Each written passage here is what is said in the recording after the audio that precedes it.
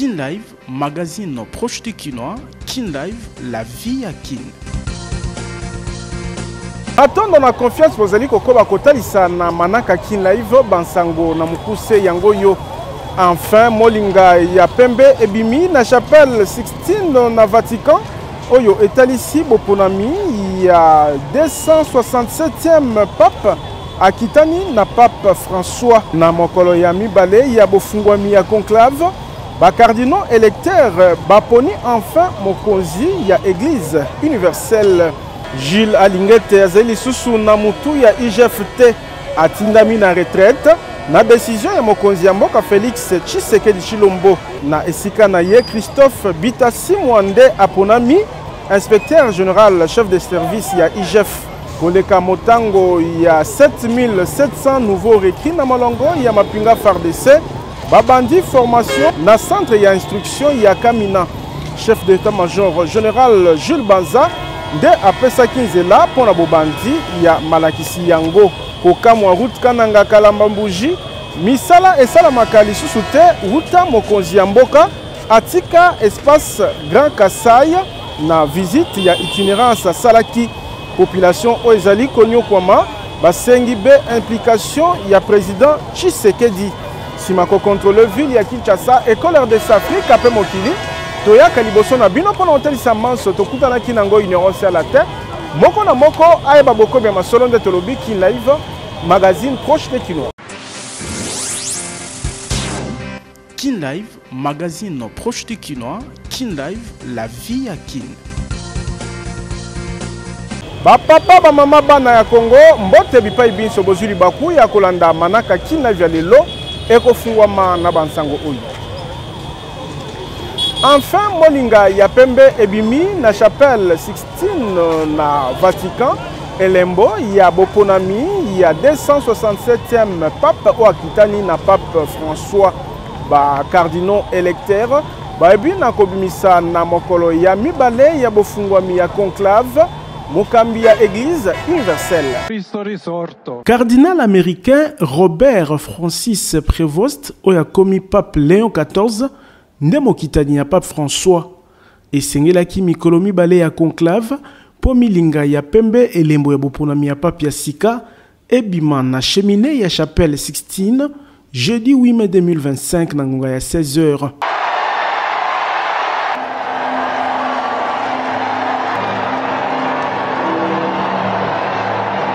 Ezali cardinal protodière Dominique Mamberti nde apesaki nsango ya boponami ya souverain pontife. Ngonga moke sima mokitani ya pape François abimaki ye moko na balcon ya basilique Saint-Pierre pona kopesa mbote na etuluku ya bakristo katoliko bazalaki kozela boponami ya 267e pape ya église universelle. La pace sia con tutti voi.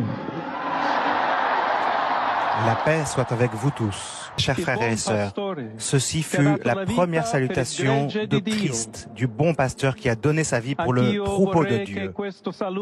Moi aussi, je voudrais que cette salutation de paix entre dans les cœurs, rejoigne vos familles.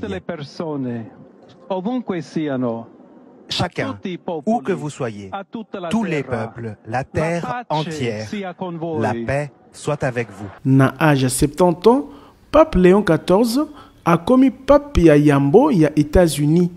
A annoncé kozwa kombo ya Léon, pe a commis 14e souverain pontife ya kolata kombo oyo. Pape ya Suka azwaki kombo ya Léon, akambaki église 21 na mokoka kobanda 1878 kino 1903. Cardinal Robert Francis Prévost azalaki proche collaborateur pe yoko ya ba cardinaux pape François aibaki kokela wana na bomoi ezali mbala na ye ya yambo ya ko participer na conclave pe abimi souverain pontife tolobi Tiboko Yoka.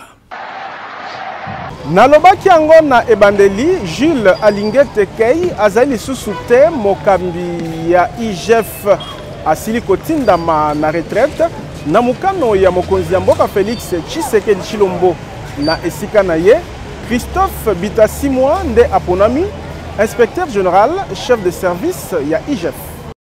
Nommé inspecteur général chef de service ya IGF le 1er juillet 2020, Jules Alingete Kei atiki ebonga na ye sima ya mbula mine inandambu. Atako mosala na ye endimamaki na batu ebele na 61 ans asili kotindama na retraite kolandisama na mukano mokonzi ya mboka Félix Tshisekedi Tshilombo na ba ordonnance présidentielle olitangi esalemaki na butu ya mercredi 7 mai na etando ya RTNC molobeli ya mokonzi ya mboka Tina Salama abimisaki na mpwasa mukano yango. Ordonne. Article 1er sont mis à la retraite et admis à l'éméritat. Inspection générale des finances. Alingete Kei Jules 450 204. Pour nakobo ya vacances, pe kotala mutuya ya mosala ya IGF na likambo tali contrôle ya misolo ya l'État mokonzi ya mboka aponi Christophe Bisimwa Bayi na poste ya inspecteur général chef de service ya IGF. Est nommé inspecteur général des finances chef de service de l'inspection générale des finances IGF messieurs Bitassimwa Bayi Christophe. Matricule 450 208.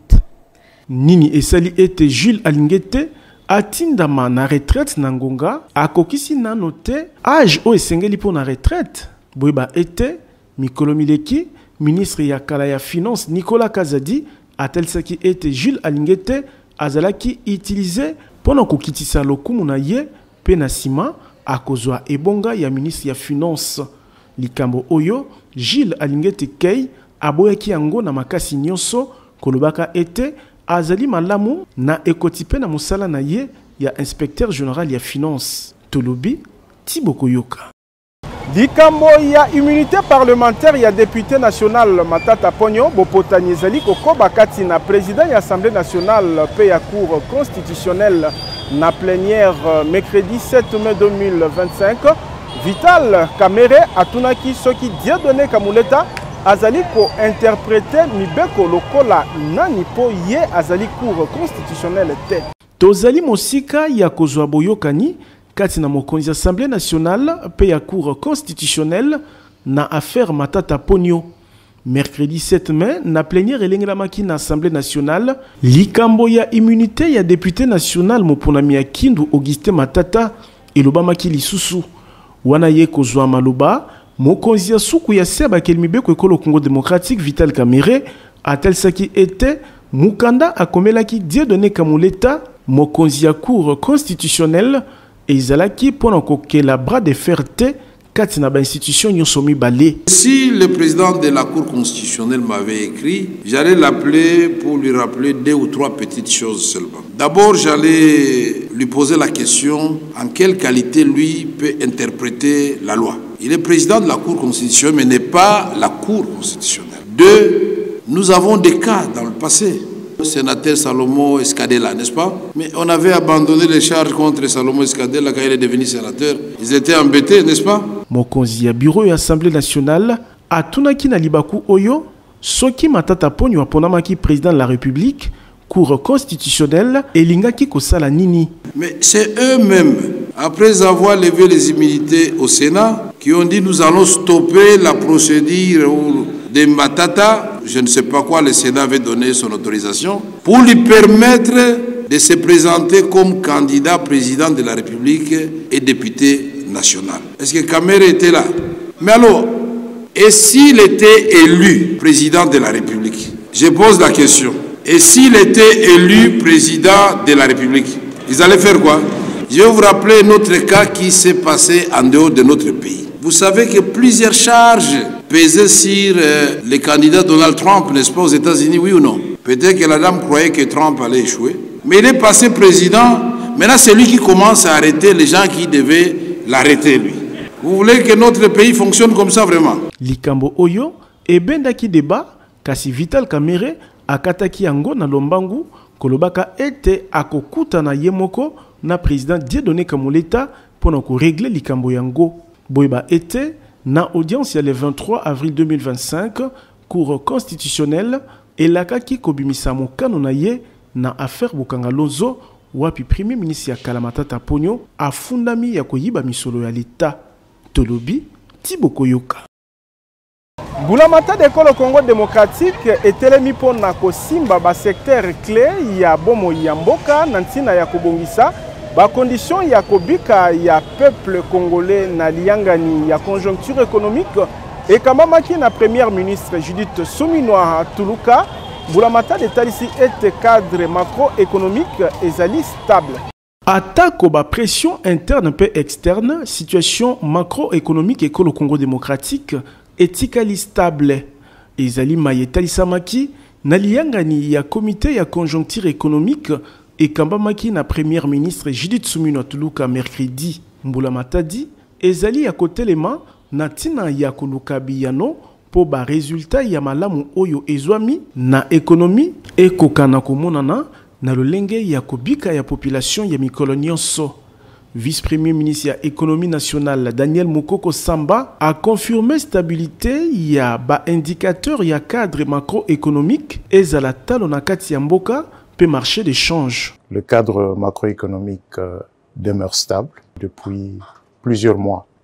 Nous avons convenu, sous la présidence de son Excellence Madame la Première ministre, de mettre en place un compact de résilience pour que, le plus rapidement possible, que nous ayons un paquet d'investissements qui permettent d'agir sur la situation spécifique de la ville de Kinshasa en termes de la lutte contre les embouteillages, de l'assainissement et de la facilitation de la mobilité dans la ville, mais également en termes de la sécurité alimentaire pour l'ensemble du territoire national sur les produits agricoles prioritaires qui ont été déjà définis dans le plan national stratégique de développement, le PNSD, c'est-à-dire le maïs, c'est-à-dire le riz, c'est-à-dire les volailles, parce que comme vous le savez très bien, nous sommes aujourd'hui des gros importateurs de volailles, alors que c'est des biens que l'on peut produire localement. Vice-premier ministre ya économie, akobi ete ekosengela kocha liboke résilience oyo ekope sanzela ya kosangisa maimatali production agricole,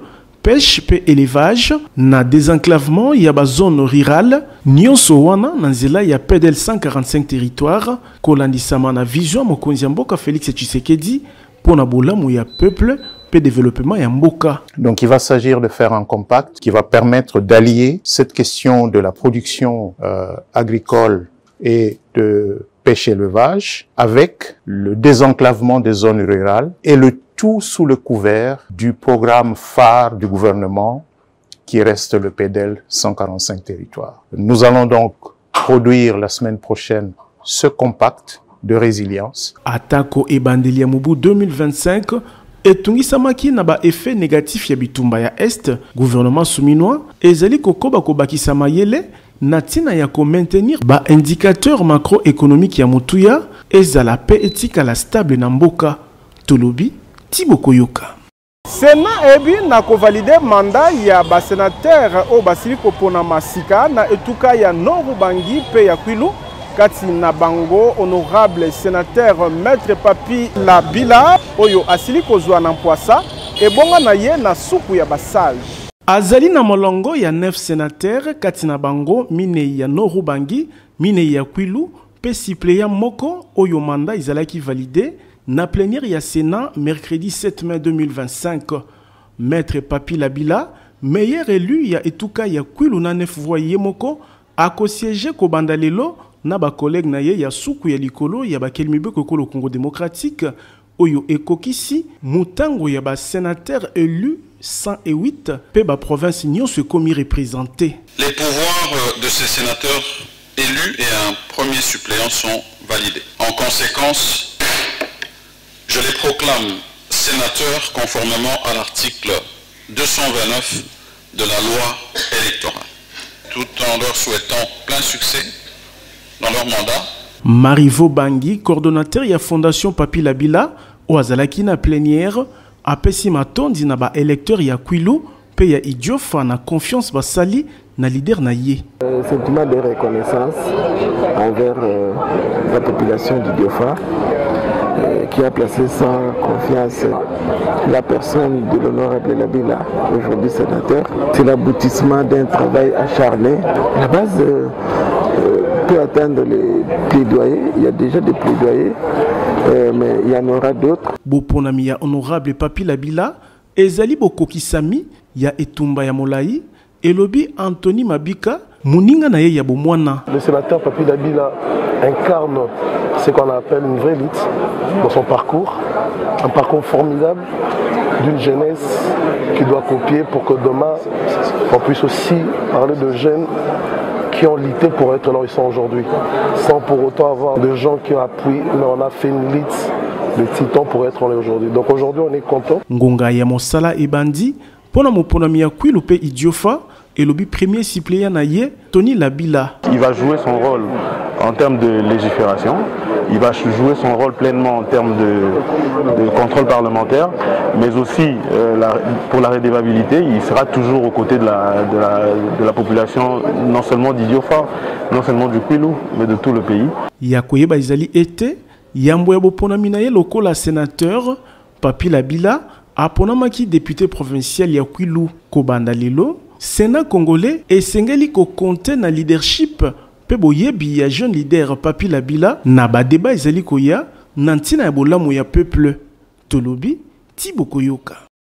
Mokonzi ekolo Félix Antoine Tshisekedi Tshilombo asilaki koyamba mercredi 7 mai 2025 na cité ya Union africaine ministre ya misala ya libanda ya mboka Togo oyo azalaki momemi message ya président Faure Nyasigwe oyo pe azali facilitateur na conflit ya Est Ekolo Congo démocratique. Kin Live, magazine proche du Kinois. Kin Live, la vie à Kin.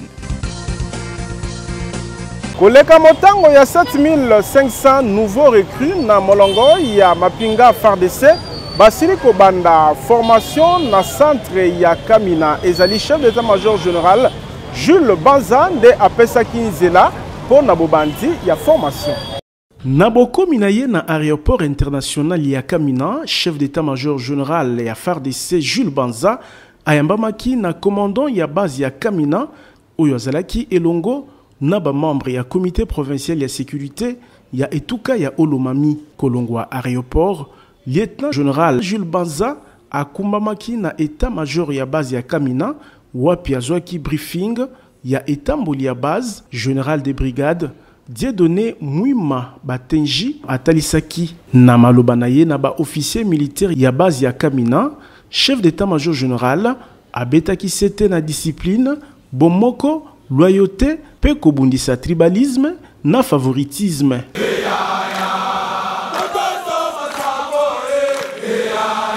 Sima, chef d'état-major général Jules Banza aibaki na kopesa nzela na mpoasa ya bobandi ya formation ya bayeba komisa misika na molongo ya FARDC.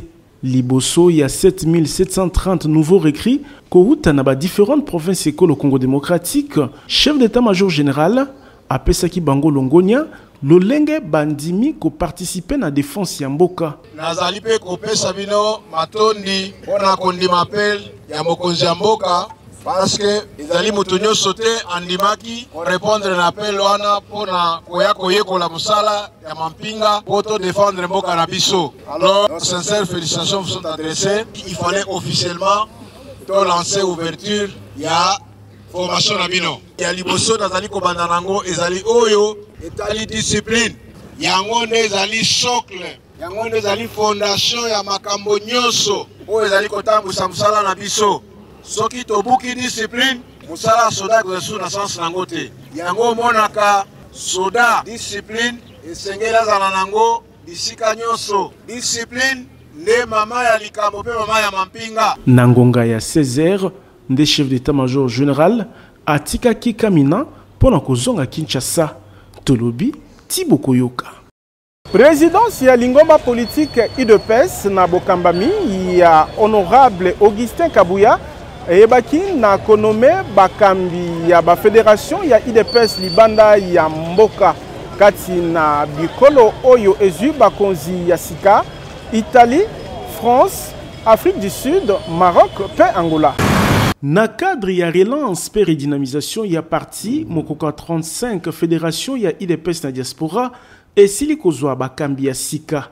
Mika nonto ba décision ya présidence ya parti signé na honorable Augustin Kabouya secrétaire général pe président intérimaire ya IDPS et tali nomination ya ba fédéraux libanda ya mboka et tangamaki liboso ya ba panzi sango mardi 6 mai na siège ya IDPS zomi na commune Lumete.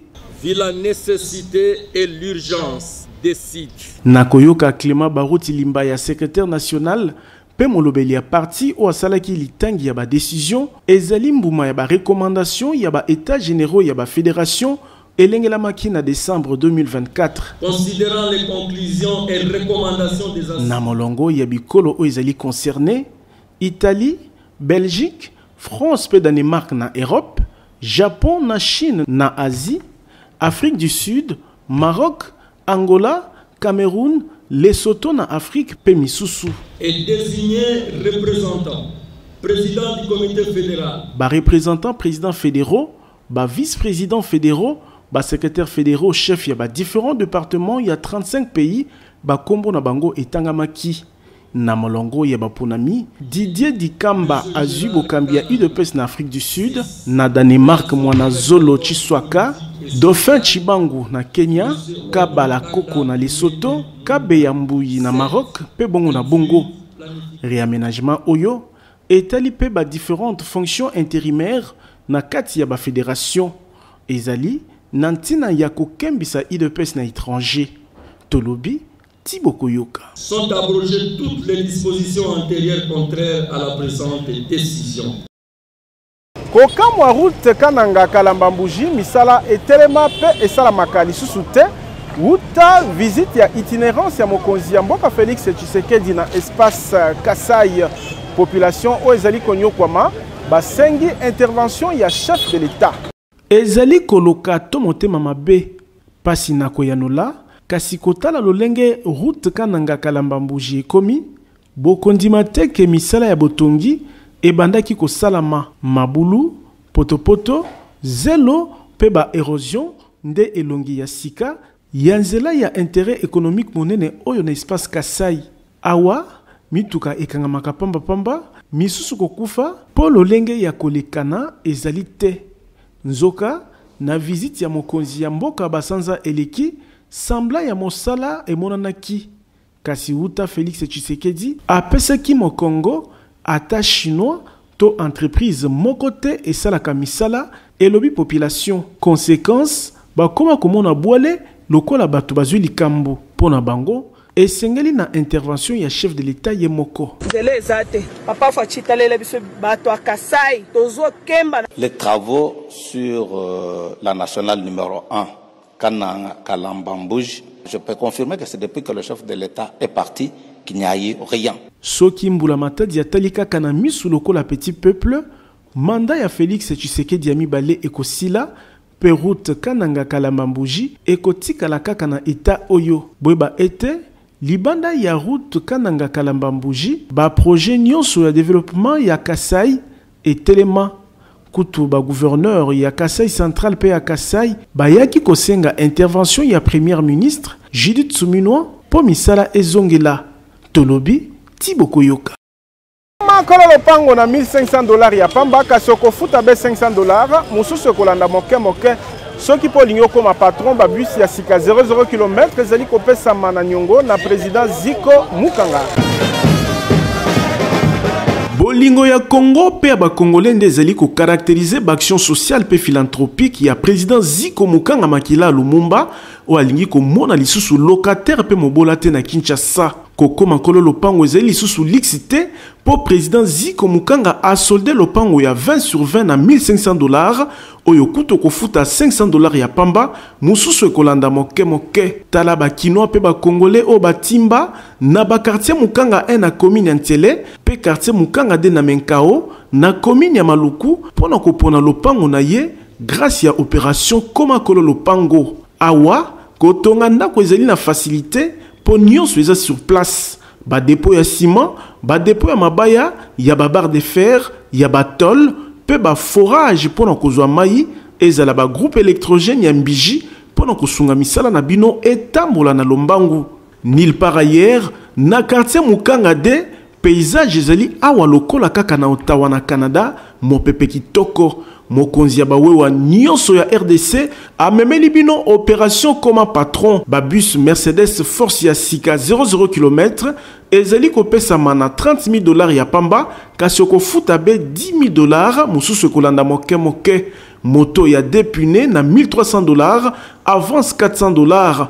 Moto ya 3 pneus na $4,500 ya pamba, avance $2,000 aux 8 moto na yo, mususu kofuta moke moke. Bongo pona ko améliorer social ya population, Ziko Mukanga Makila Lumumba asali 300 hectares ya bilanga, pe ebele ya maziba ya mbisi, pona ko lesa peuple congolais poisson Ziko Mukanga na moins cher. Olingi o bénéficier na ba avantage nyonso oyo président ya ANIPTNC apesi bino. Adresse ezali moko numéro 42 ya avenue Victoire na deuxième niveau ya galerie infra quartier Kauka na commune ya Kalamu. Tolobi Tiboko Yoka. Directeur général adjoint ya Raskin fils Mokoko a dénoncé bizeleli ya basali ya régie ya assainissement ya Ngumba Mokonzi Kinshasa pambate na koyoka ye akomaki na esika ya mosala utangonga ya 7h kasazalaki obligé ya kotika la libanda po moto oya fungolaka bureau akomaki te toyoka fils Mokoko. Fils Mokoko DGA en charge de matière technique de la Raskin. Je suis venu au boulot et je me suis présenté ici à 7h08. C'est ça. 7h08. J'ai signé et je suis venu dans une moto.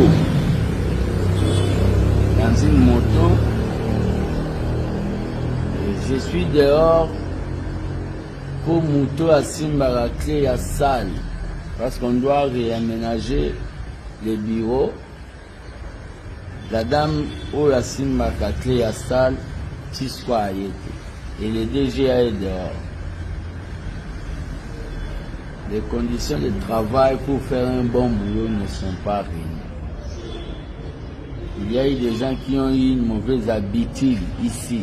Zela efungwami po na bilenge baeba na kotanga na ba université ya Europe na Bokasi ya agence de voyage Tour du Monde Service où ils allaient faciliter inscription pe visa d'études na Poto. Je suis dans l'une des universités catholiques d'ailleurs. Kotanga université na Poto ezala na ba institut technique et komi pété po na bana ya Kinshasa pe ya RDC. Pambate mokonzi agence de voyage Tour du Monde Service azalaki na ba différents pays ya Europe ndakisa France, Belgique, Italie, Suisse pe misusu pour na ko signer ba protocole d'entente na ba différentes universités ya bamboka o ya Europe pe ba institut technique na tina ko faciliter bilenge ezala ba ya école secondaire olingi okende kotanga na Poto sans risque ya ko se faire escroquer. Adresse ezali moko agence de voyage Tour du Monde Service po awa okosala choix université yo moko pe agence et ko faciliter yo na ba démarche pour na inscription pe obtention ya visa d'études. Soki omonaki pasi na kala lelo temes mobiki si aye kosunga yo mwana ya Congo olingi kotanga na Poto okende kosala ba études na yo na pete ezala ba bourse d'études possibilité ya kozwa yango pe ezali spécialisé na ko faciliter ba démarche pour na visa. Temes ezali kokoba kufungola champ bino ba yebolingi kokende États-Unis, Canada pour na ba raison ya tourisme pe misusu. L'agence la plus crédible Temes ezali kokoba na mosala ya kosunga ba congolais. Tozali na numéro 5151 ya balabala Kasavubu, quartier Matonge 1 na commune ya Kalamu. Temes mobiki si pona ba démarche ya voyage na Kinshasa. Tolobi Tiboko Yoka. Bokono ya misu na minu komi kozolobiko na bokasi ya fondation Oila na zela ya clinique ophtalmologique pe dentaire super optique ezomi na Rompwengaba esika bazwaka transport ya Zando. Eloko neloko ezalaka na ngonga nango soki lobi ezalaki milelo ngonga kozolobiko na bokono ya minu pe ya misu ekoki po fondation Oila ememeli bana ya Kinshasa ya basi pe mibali na bakongole nyonso ba matériel ya génération ya sika pona kobikisa bango na nzela ya clinique ophtalmologique super optique oyo ezali na baservice spécialisé ndakisa ophtalmologie mpona kobikisa bokono ya misu ata oyo balembana na bamateriel moderne oyo basoin ezali kopesama lokola kaka na mikili ya poto. Bongo balinette tozali na baverre progressif double foyer pe simple vision ya bamarke nyonso pe mpona babourse nyonso. Traitement ya baverre photo grey anti-reflet photo max mpona bakumbi mituka bakumbi wewa ezala bayebasalelaka ba smartphone pe baordinateur ezosalama na super optique. Esili wana te mobange na cabinet dentaire moderne pe ezali maladi ya minu esili kozwa lobiko na ba équipement ndakisa fauteuil moderne oyo ovandi neti omati na cheval pasi bosana lobiko ezali koya chirurgie dentaire ya basorte nyonso ezali kosalama minu ekatana osekaka lisusu te awa minu ezali kozonga mobimba pamba te baprothèse ya baforme nyonso ezali kosalama soki minu ekoma sali te super optique ezali kosukola pe blanchisserie dentaire ezali minu ezonga kongala lokola mapata radiologie dentaire pe ezali nyonso na prix ya bana mboka. Adresse tozali na rond-point Ngaba en face ya station Kobile esika bazwaka transport ya Zando. Maladi na yo ezwi lobiko tolobi Tiboko Yoka. Kin Live, magazine proche du Kinois. Kin Live, la vie à Kin. Magazine Kin Live suki awa tozalaki na esengo ko présenter bino yango bomo meseno pe totondi bino botondi na lolenga bozali kokoba na fidélité ya kolanda bansango ya Kin Live. Sima caméra ezalaki Fabrice Bengo botikala na kimia Kin Live ezali kokoba. Kin Live, magazine proche du Kinois. Kin Live, la vie à Kin.